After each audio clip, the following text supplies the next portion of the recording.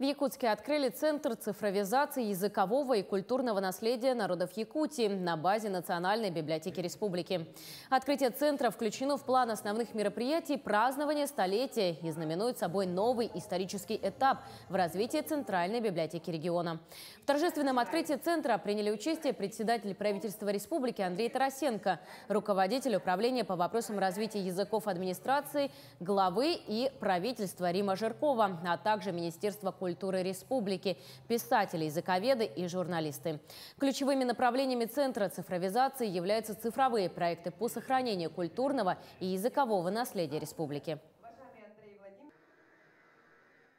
Задачей центра является оцифровка культурного как материального, так и нематериального наследия.